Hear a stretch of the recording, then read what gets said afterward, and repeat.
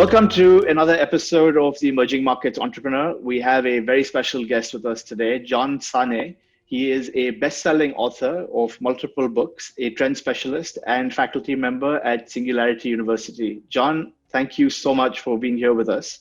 Absolute pleasure. Alex, first question is over to you.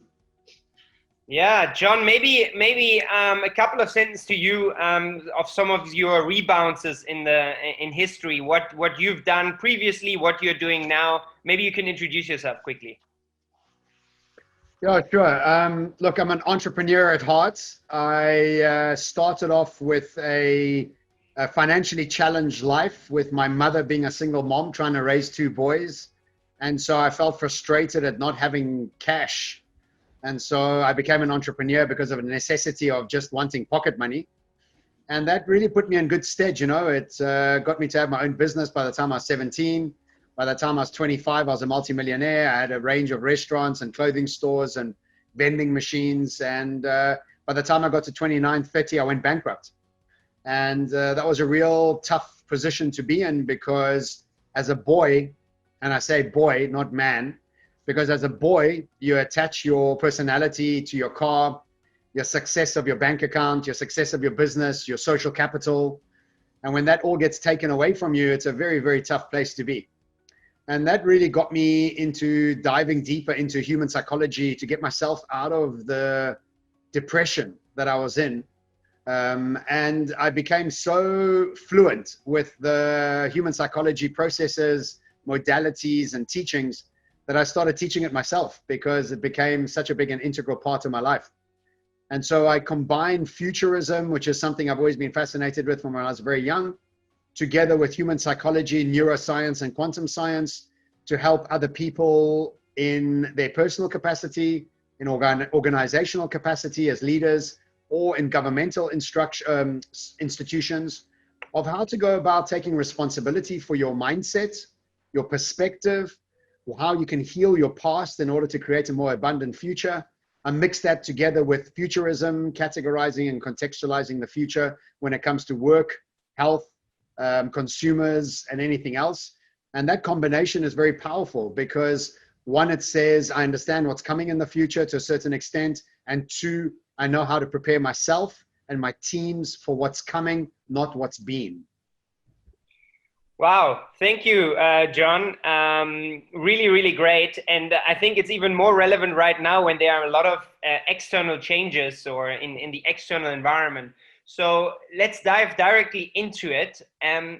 What are the trends that you're currently seeing in terms of human behavior, in terms of the future, in terms of entrepreneurship? What are the big tectonic changes that you are seeing right now? Well, look, I think let's first zoom out before I tell you of any trends.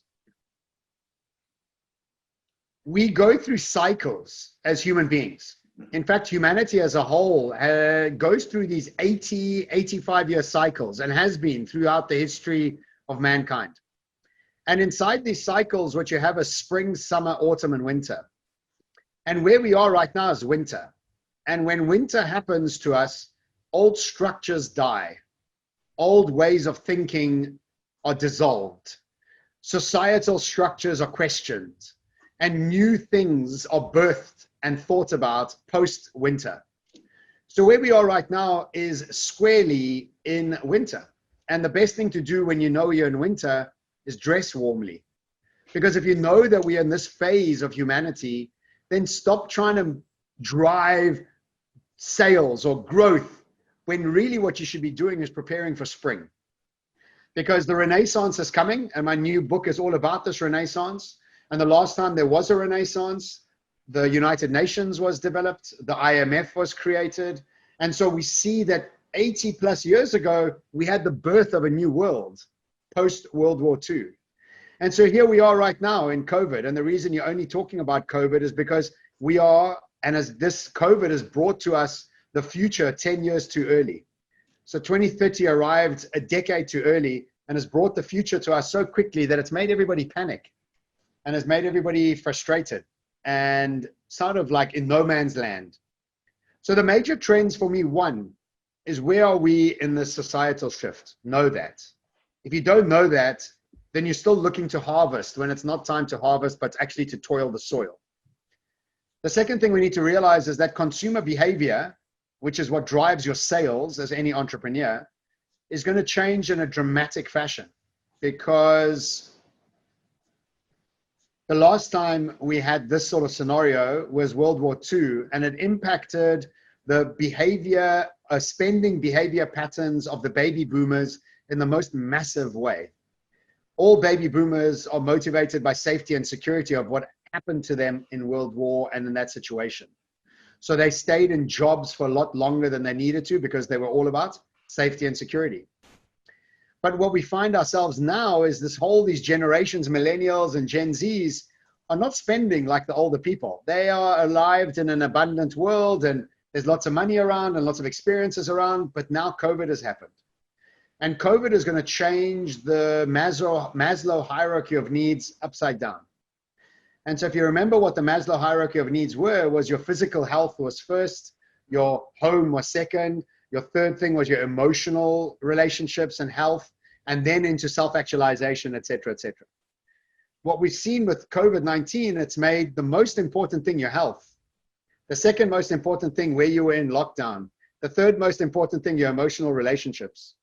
And so self-actualization has actually gone out the window, because who the hell cares about self-actualization when you're not alive and you don't have enough cash flow to get you to the end of the month? So we'll see the change in consumer behavior be impacted in the most massive way, where luxury will no more be a destination, but a journey of financial well-being, emotional well-being, and physical well-being.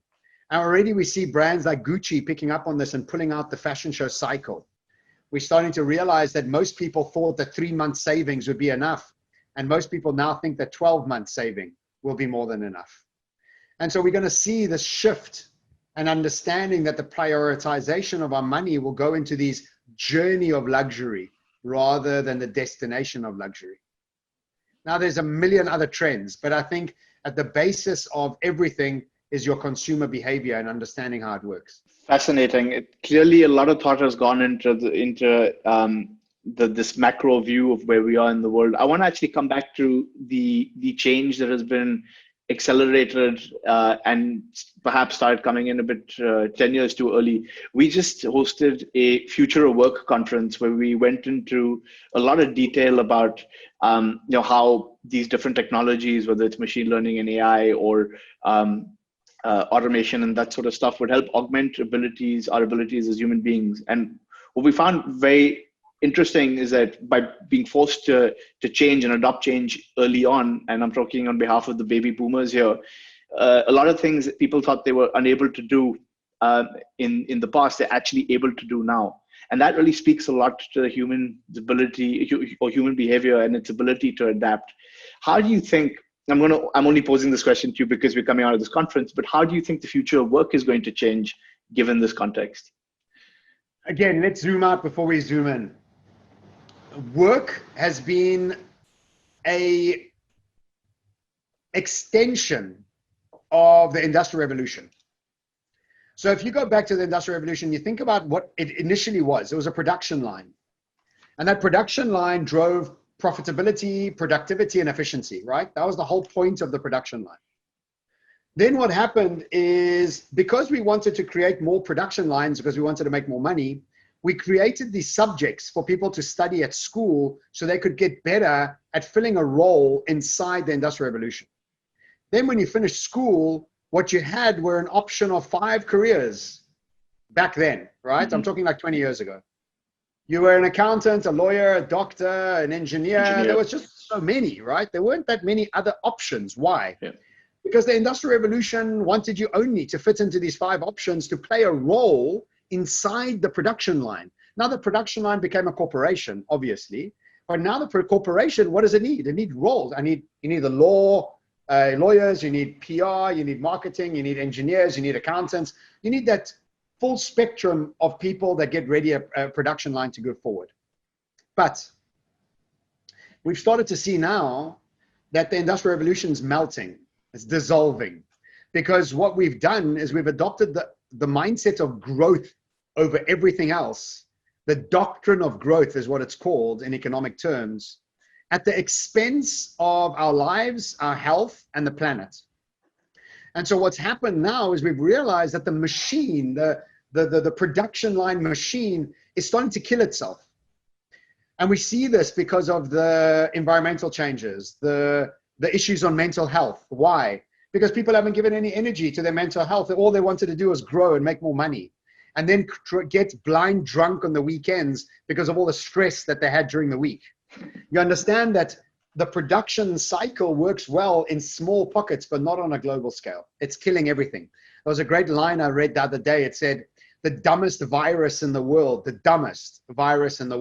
keeps its host alive to keep feeding off it. And here we are, the smartest viruses in the world, killing our own host at just the need for more. So let's talk about the future of work. There's two things we need to take into account. One, we're moving into a future called the zero marginal cost society, meaning that many, many things are becoming almost free. Think about this communication you and I are having right now. What does it cost? Fractions of cents. Think about entertainment. Netflix gives you the biggest DVD show in the world for $5 a month. Think of Spotify. Think about YouTube. Think about all these scenarios that were never around 20 years ago, 10 years ago, and now they're almost free. So we must realize that this idea of survival and what work did for us was just to survive. The constructs of what's available to us because of digitization have changed us from just needing to survive to having access to a lot of things. I mean, my domestic worker in Cape Town, when I lived there, had 2 mobile phones. 2, not 1, 2. Well, what's that about? So we're starting to see the advent of the zero marginal cost society come into flow. Second thing, I believe the era of the corporate animal, the corporate worker, is over, because I think we've arrived at the era of the forced entrepreneur. Mm-hmm. The era of following rules, studying X, Y, and Z, memorizing this course or degree to get a job that you keep repeating what you always did, has come to an end. Now, what we find ourselves in this era of how wide is your range of experience to come and give us this sort of solution for a short period of time. So we realize that the 10,000 hour rule is now being debunked by a new ideology of range. How vast is your experience to be able to come in and give your service and product? So the entrepreneur really is somebody that's always looking for solutions, always finding a way to come up with a new way of thinking about something or doing something. And so here we are in a world where the hierarchical corporate structures based on the economies of scale are changing to networked structures based on economies of learning, not of scale. And economies of learning doesn't prioritize efficiency. It prioritizes unlearning and relearning to be adaptable. So the future of work is not work, it's the future of entrepreneurship. And the future of entrepreneurship is not about survival, it's about thriving. And so all you have to do is take your curiosity, your excitement, package it, sell it, teach it, make it a product, make it a service, utilize the internet, and just get 0.0001% of the people out there to give you $1 a month, and you'll be living large for a very long time. So the concept that you need to study something, get a job, run a business for a long time, I think is over. I don't think it's happening anymore. I think it's much more about networked, adaptable, optimistic, excited people that are running projects in different places. I have about 24 people that work on my brands, and I have multiple brands, and every single one of them, there's one rule that they come in to work with me, not for me, with me. They must be excited about what they do. If they think it's a job or if they think I'm employing them, I don't want to work with them. So I have 21 people that network into my businesses and network out. Some of them are partners, some of them get paid by the hour, but this is the future, much more networked than hierarchical. That's a very interesting point. I want to follow up on that. I know, Alex, you have a couple of questions, but just building on entrepreneurship and entrepreneurs, I read an article a couple of weeks ago that talked about the opposite of specialization. So building on your point, you had these 5 jobs, lawyer, doctor, engineer, you would do them for long periods of time, become a specialist, and then you would be paid more. But the line is, the future belongs to generalists. What are your views on that? That's the book called Range. You're quoting the book called Range. And that's exactly what I'm basing my stuff on. And as when I read it, I was reading my own personality, because I'm a terrible corporate. I'm a terrible specialist. I'm a generalist specialist. And because of my generalist specialist, I'm able to connect the invisible dots that you never expected to be connected in a futurist's book. Because when you read my book, I'm telling you about the future, but I'm also telling you about your memories and how your memories actually preempt your future. And so if you don't understand the neuroplasticity of your memories, then what's the point of understanding the future? And that combination is something called range, because who the hell expected that to come together? So I think the future is all about the entrepreneurship mindset. And a lot of corporate people are struggling with this, because that era is over for me, you know, because no job can guarantee you success. No organization can guarantee your pension, no more. The only thing that can guarantee your success is your curiosity, your energy, your resilience, and your tenacity. And those resilience and tenacity words are easy when you're following your highest curiosity. They're easy when you're excited about what you're doing. They're terrible when you're doing what you think you have to do. Resilience then is a poison. So it's really about look, in the 14th century, you had the Black Death. What happened was it devastated Europe. It saw the end of feudalism, their capitalism. It saw the birth of new technological solutions. And most importantly, saw the birth of the Italian Renaissance. What's the Italian Renaissance? For the very first time, humans stopped surviving and started celebrating art, knowledge, and beauty. Now what's happening? Death with COVID, the death of old structures, not many people compared to those sort of issues that we had in the past, but a death of structures, societal, economic structures are breaking down. What comes next? A renaissance. Mm-hmm. And what's the renaissance is going to be about? Is the flowering of us as human beings, not for us to fit into the cog of the machine, but to become the machine, to become our own operating system rather than going to a course or studying a degree to fit into somebody else's. So I think it's an incredibly wonderful time to be alive, especially if you've got a natural entrepreneurial spirit and you're able to come at the world rather than focusing on efficiency and specialization to talk about robustness and range. And now you start winning. So, I mean, I guess you think, or in the near future, that sort of the corporates in this world will really, really struggle. But now let's talk about the SME side, the entrepreneur side, the small to medium-sized businesses. What is your recommendation for these entrepreneurs, for these small businesses, in order, and how can they create those network effects rather than economies of scale? So first, don't call it a small business. I don't like calling anything a small business. Call it a business. Because why do you want to make it small? Because what it does, it caps you. So it's a business. Yep. Second thing is, my first suggestion to anybody starting a business is think global. Don't think local. Because what you're doing is you're again like just creating a smallness about what you want to achieve. Whatever you're doing, trust me, there's somebody on the other side of the world that needs your service and product, because that's what the internet has taught us. It's one big village. You just have to find your tribe. The third thing I suggest is become an absolute thought leader in your curiosity. In other words, put information out, write books, teach courses about what it is that makes you come alive. Because what that does, it is the number one sales process.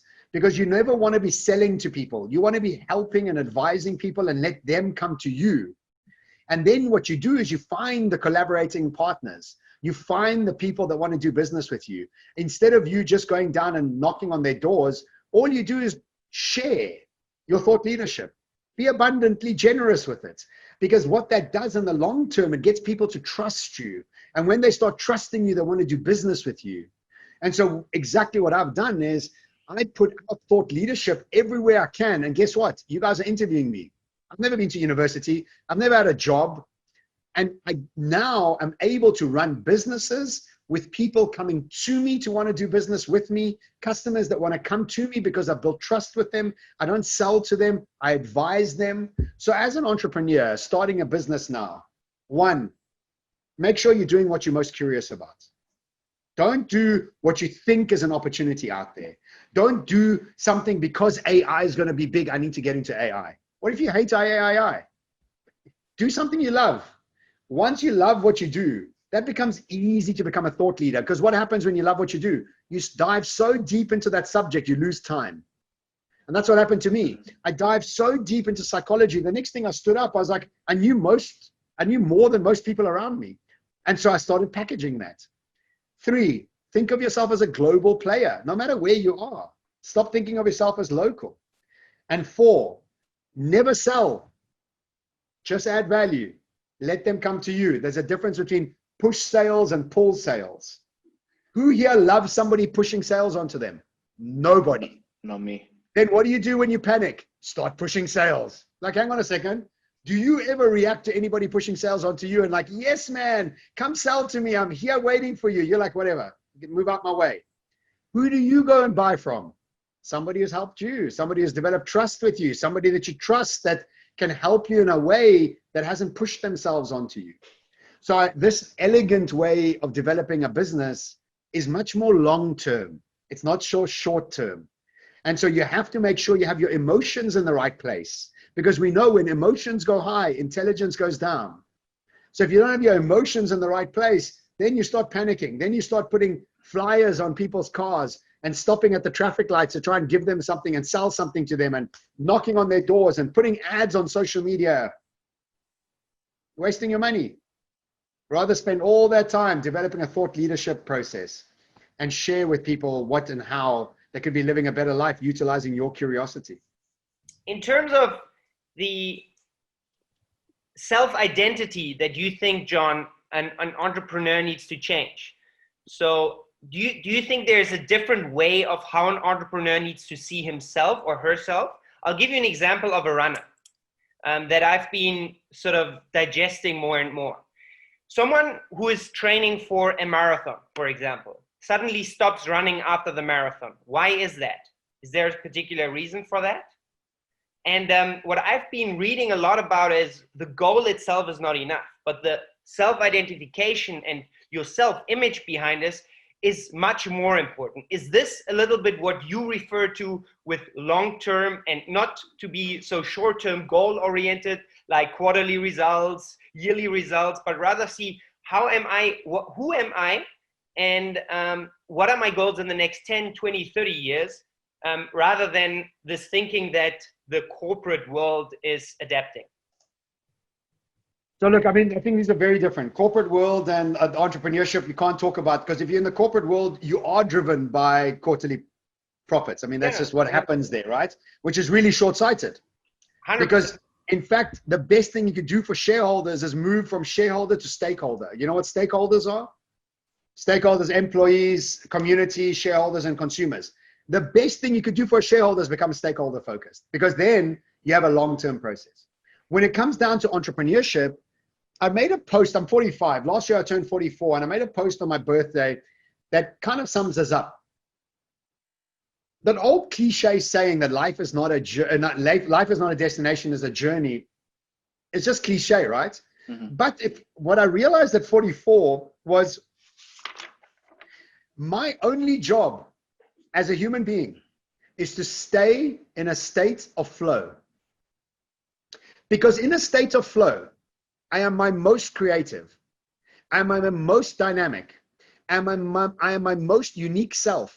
I am always happy to collaborate because nobody is my competition when I am in my state of flow. So as an entrepreneur, your only job is to stay in a state of flow. And in that flow, watch abundance come at you. Watch the partners arrive at you. Watch the creativity blossom out of you. So what I'm talking about is the business of you. Don't worry about your business. It's the business of you, for you, making sure you're maintaining a state of flow in your highest curiosity, in your highest excitement. And then how does that relate to your business? Because if you don't have clarity of you, then what are you doing? You're predetermining your success based on the world outside rather than what you want to be doing. So I get this question often, John, what should I study to be successful in the future? Or John, what sector should I work in to be successful in the future? And the answer to both those questions is that's the wrong question. The question is, what should I be most excited about? How do I manage my curiosity in a way that I prioritize it over everything else and allow that to be my secret weapon? And again, my best example is me. Do you know anybody else that combines human psychology, neuroscience, quantum science, futurism, and business strategy? I don't. Why? Because that's my curiosity. I'm tired of people going, well, I need to go and study blockchain because it's going to be big. Get over it. What if you hate blockchain, dude? What's the point of doing that? What's the point? Because, you know, the older culture was very much about accomplishment. And so you must be accomplished in life. So you must have the degree. You must have that job. You must have that career. You must have that business. You must have that car. But guess what? You arrive there and it means nothing, which means that you went for the wrong thing. You went for accomplishment, not purpose. Accomplishment's destination driven. Purpose is journey driven. Let me ask a follow-up question on that. So I definitely agree with the notion that people are asking the wrong questions and they are essentially going down, building their careers and their lives around essentially the wrong thing. So how do you find your passion? How do you find what makes you tick? Not everybody knows what they like doing, for instance. So how does one go out and experience different things and get to a point where you can say, okay, this is something I want to do every day for the rest of my life? We have never been given the opportunity to ask that question of ourselves. That's why we don't know. Imagine from a very young age, your parents just let you do what made you most excited. And in that process is manage and hold you in your passion and allow that to become the extension of who you are. But that was never allowed. Go to school, follow what other 30 kids are doing. Don't ask too many questions. And so what we have now is this idea that most people don't know what they're passionate about because they just haven't asked themselves the question often enough. And the reason they also don't know is they haven't exposed themselves to enough things. So what we do is we expose ourselves to 5 things and go, well, I prefer this one over the others, but yeah, okay, I'll just do it because, you know, my mom and dad also want me to become a doctor, so I might as well just do that. And so the concept of curiosity is so innate in us as human beings, but the structures around us, the Industrial Revolution, the stories, the idea of accomplishment has allowed us zero time for our curiosity. So here we are in the future, and welcome to it. And your superpower is your curiosity. So the number one thing I would do is ask yourself what makes you most excited at every moment of every day. And if it means it's poetry now, and it means it's exercise tomorrow, and it means it's cooking the next day, follow those. Because guess what you're going to become?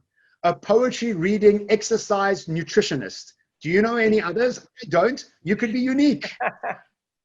But John, now, I mean, now you're an entrepreneur. Your business is not going well due to the lockdown. You know, you're losing cash. You had to fire a lot of people. Your status is, you know, what happened with you. This destination accomplishment driven society is now a burden to you. You got out of this. You know how you studied human psychology. What should an entrepreneur do in this instance? My answer to that is, how differently can you express the product or service that you're selling right now? And so let me explain that.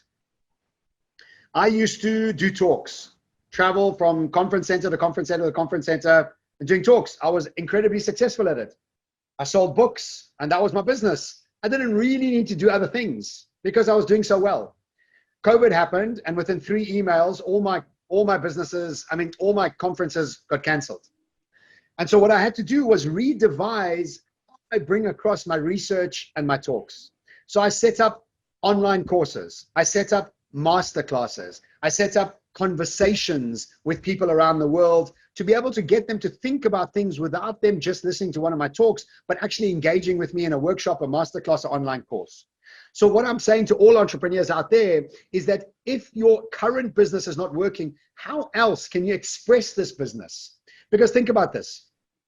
Do you know that Spotify changed the way we listen to music. Do you know that Spotify changed the way that people write music? Did you know that? Mhm. Is that Spotify only pays you if you've listened to a song for longer than 30 seconds. You don't get paid otherwise. So what have musicians done? They've written a song and songs that the jingle comes in the first 20 seconds. So it catches you. Post Malone was the first one to actually really do this. So all the Post Malone songs, as you start listening to them, you're already into the jingle. You're singing along, you're tapping along, so that they go past the 30-second cycle so they can get paid. And guess what? The song ends earlier as well, because once they've been paid, they don't care. Move along. Now, if a musician was sitting around going, oh, my concerts got canceled, nobody's buying CDs, now guess what? You're a poor musician. But if you're a musician that understood that Spotify's changed the way you write music, you can sell your merchandise online, you can do private concerts, you can do, I don't know, or a range of different things. You change the expression of the product or service that you're selling. Now, this is the major thing that I'm writing about right now, is the difference between a complicated world and a complex world. In a complicated world, you have patterns that repeated themselves. In a complex world, you have patterns that don't repeat themselves. So if you're a baker, you need to bake bread, have a bakery, sell flour online, sell a range of products to bake with, have a course on Coursera where you're teaching people how to bake, have your own YouTube channel. This is a robust expression. So if your bakery closes, your YouTube channel is making money. So as an entrepreneur, if you only focused on one of those pillars and you're driving efficiency and economies of scale, guess what? You are well prepared for the old world. But for this new world, you have to express yourself in many different ways. And if you don't know how to express yourself in many different ways, start a new business. It's okay. Close it down and move. I did it many times. Very interesting and insightful. I'm cognizant of the time we have left. So maybe, John, anything you want to say in closing before we wrap this up? It's not an easy time. It's difficult for everybody. It's a transition phase. We're moving from one society to another. This is a huge upheaval. There's a renaissance coming. Are you preparing for the renaissance, or are you holding to your old boring stories? That's your choice. Fantastic. John, thanks so much for your time. We really enjoyed that conversation. And thank you to our viewers for joining us for another episode, and see you guys again next week.